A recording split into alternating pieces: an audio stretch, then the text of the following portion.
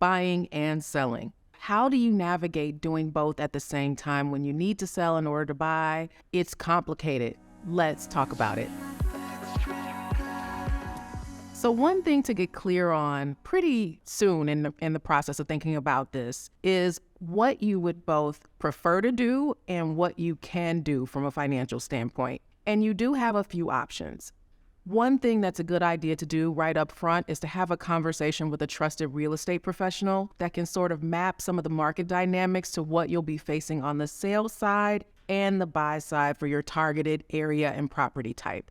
When I speak to people, 9 times out of 10, their preferred method for engaging with a buy and a sell is to buy first, so they have the certainty of where they're going before they engage with the selling process on their home. Unfortunately, there are financial constraints that push this out of reach for a lot of people because they would be faced with multiple mortgages at the same time, and it's just more than they can do financially. There are really 2 things to consider if your preference is to buy first and then sell. Number 1, can a lender approve you for such an arrangement, right? Can you be approved for your new mortgage before you sell your current place? Sometimes the assessments and the property taxes on your current home will push you out of approval for the next place. The next thing to really consider is even if the lender does approve you for this arrangement, do you prefer to have 2 mortgages? The next option would be to sell first. And that involves focusing on the sale of your place, getting your home ready, getting all the way to the finish line on your sale before you really look seriously at buying. This option is great financially as people think about really trading off one housing payment for the next, but it can represent some uncertainty because the question that a lot of people have is, I don't know where I'm going. How do I know that I will find the right place? But I want to talk about a third option because this is working for a lot of buyer-seller clients of mine in the current market. A lot of people don't know that you can sort of use a hybrid approach of locating first, then selling.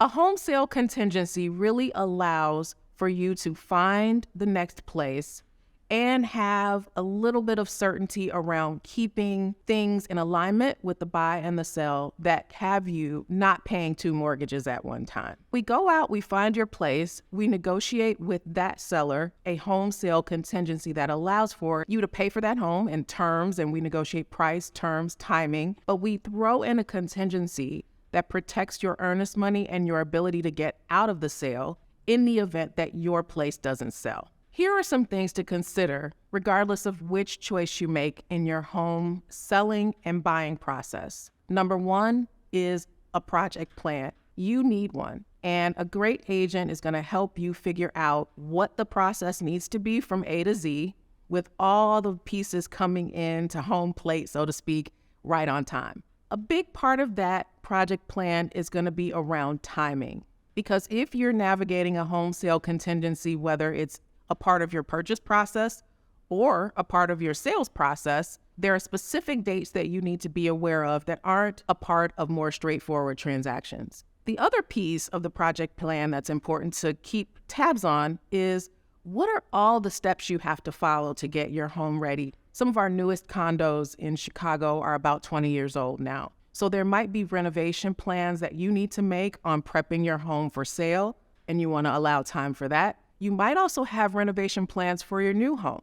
So you want to make sure you account for those in both the contract pieces of the transaction as well as the logistics around moving, when, where, storage spaces, all of that, and we can help you map all of that out.